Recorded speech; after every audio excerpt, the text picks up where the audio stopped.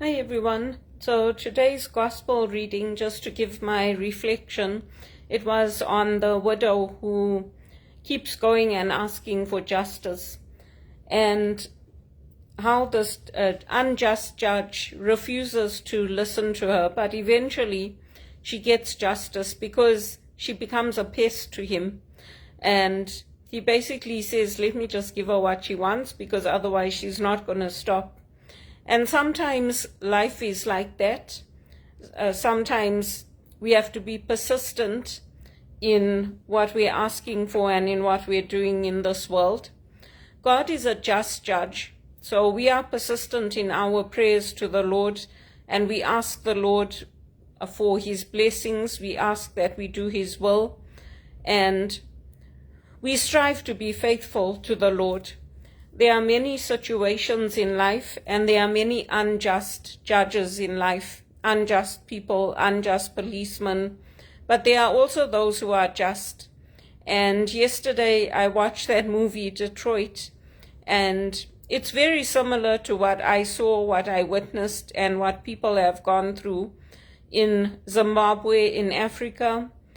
Even though the police themselves knew that what he was doing was wrong, the main guy, they let him continue. They let him stay on the police force, and look how many lives got destroyed. And even his words giving a command when he was torturing people, when he was telling people, take them in there and kill them. And then the guy actually killed someone, and he says it wasn't supposed to be a command. It was like, basically, you were just supposed to frighten them. They do that here. They do that here all the time in Canada. They do that. So it's very frightening and it's very disturbing. But one of the things that we are obligated to do, and we are trained to do as spiritual directors, when we leave our college, when we leave Regis College, we have to take our skills out and what we learn, what we grow in, what we are taught, and teach other people about it. So for some of us, we get those opportunities through our parish. For others of us, we have to do it this way, online, because we don't get opportunities to teach. And one of the ways we do it, and we show the formation of identity, is through the use of song and through the use of music and the use of film. How do we find God in situations like that? Situations that are so unjust that money cannot solve them. And it happens here in Toronto too. What the lawyers did in that movie is what people do to me. It's what they do to me in HR. It's what they do to me when they take me to the police station. They question me, or they'll say, oh, this was your family, or this is you.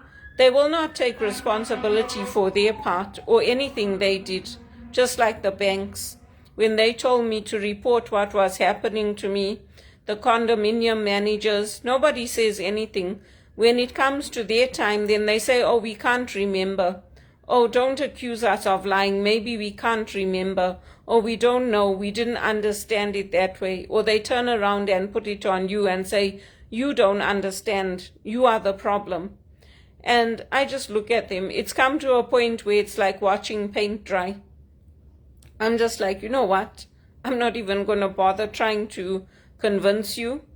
And I'm not even going to bother trying to tell you, because you know, deep down in your heart, you know that what you're doing to me is wrong.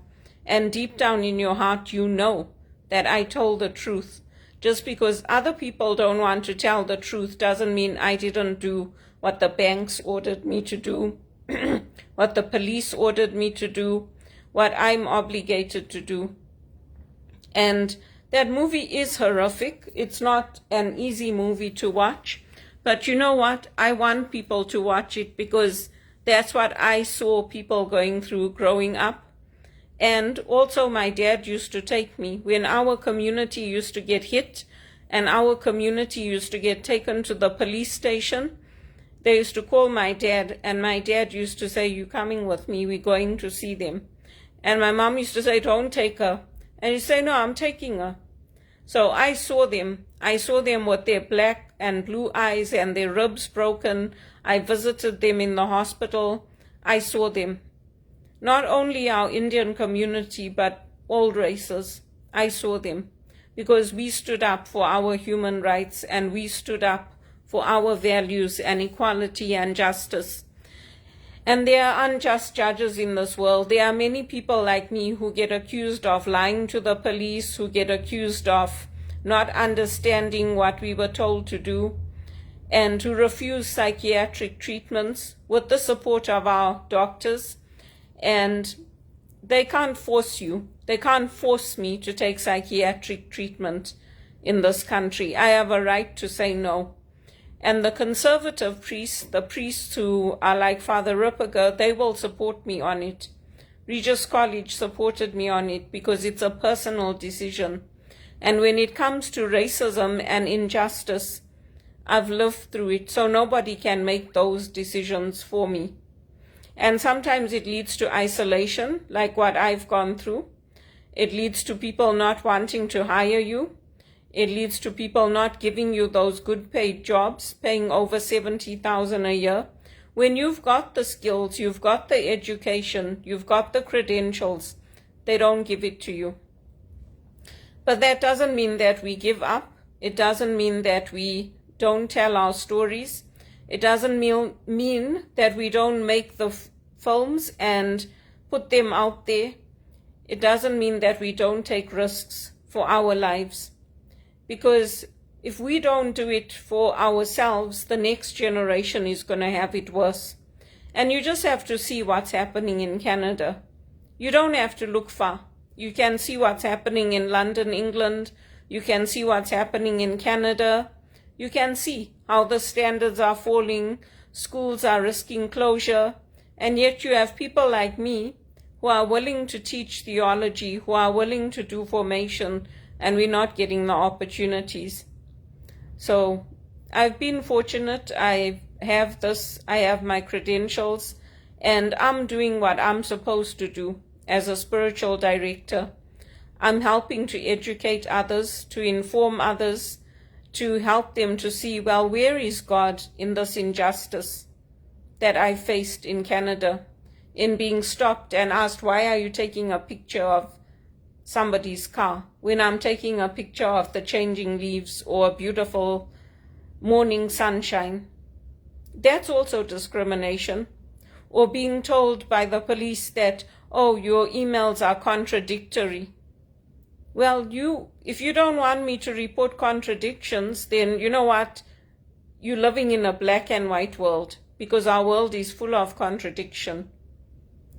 So I do these videos because I've lived through injustice, and the gospel is central to that. It gives us the guideposts of life. It gives us the teaching. It's up to us whether we want to accept it or not.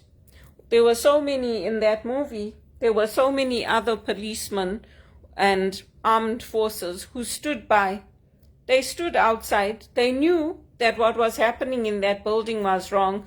One guy came out and told them what he was doing, that he was hitting them, he was threatening them, and he said he can't do that. They have rights. But did any of them stop him? No, they all joined in, and that's what they do to me. They do it in the workplace, they do it at the police station, or they just sit quietly and they don't say anything. And then they say, oh, we were there to support you. No, you were not. Because if you were there to support me, you would have spoken up and you would have said sorry to me for what you did to me. You would have done it.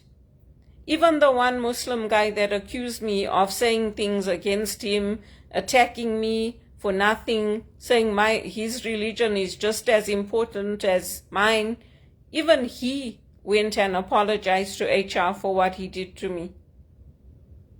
The injustice in this world, you sitting back and you watching what's happening to me. You're not using your voice to stop it. Do you think I'm not frightened?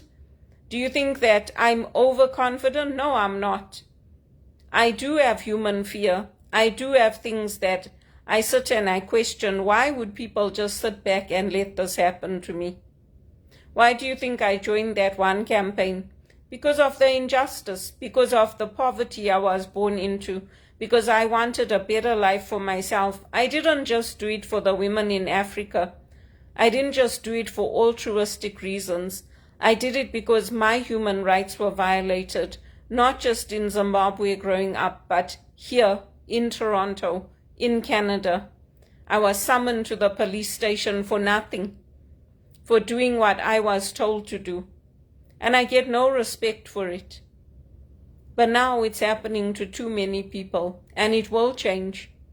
It will change, just like things changed eventually in America, in Rhodesia, in South Africa. It will change, because now they can't say half the population of Toronto is delusional, because many of us use the subway. People who use the subway are suffering from mental health problems. And it's coming out, it's being documented, everything is documented. I leave people to live in peace. Even the people who took me to the station and accused me of being fixated and obsessed with them. I'm not fixated and obsessed with anyone. I don't even see these people, I don't even talk to them, I don't even associate with them, and yet they're accusing me of being fixated and obsessed with them. I don't. So those charges are false. They're false charges. And even with family, I don't impose myself on anyone. If I'm invited, I go. If I call them and say, can I come and visit you because I miss you and I'd like to see you, and they say, don't come, I don't go. Because in this country, they will take me and put me in the jail. They won't show any compassion. So that's the injustice we face. And we can be like that widow who faced the unjust judge, and we can keep crying to that judge and saying, you need to change. This is not right. God's justice always comes, but in the process, Satan hurts a lot of people. And I have been very, very hurt by what was done to me in Toronto. Even today, I went to lead the rosary. I was nervous because I haven't done the rosary for the church for a long, long time. But I did okay. I got through it and I went early. So even things like that upset me because I have to have that courage. It takes a lot for me now compared to before. Before they took me to the station, I was fine. And I don't deserve what happened to me in Toronto. The discrimination, the lack of opportunities, the lack of employment. I don't deserve it. I'm the person who deserves it the most. And I'm the one that's treated the worst, like a slave. So that's the moral of the story of the unjust judge. And Jesus used it in that time because he saw what his own people were going through, to help them, to encourage them to persevere, and to show them that in this world, sometimes we do have to keep asking for justice, especially for the poor, for the outcast, for the marginalized. And if you have the courage to watch that movie, Detroit, watch it, because that's what happens to me in Toronto. And I'm like those women in that movie and those men in that movie. I keep saying, no, I am innocent. And Toronto police, you are wrong. Now Credit Suisse fell, the banks fell. So who are they going to accuse of being delusional? I hope they got their mental health support in place, and I hope they're going for psychiatric therapy, including those who took me to the police station. In the end, who was the delusional one? Me or them?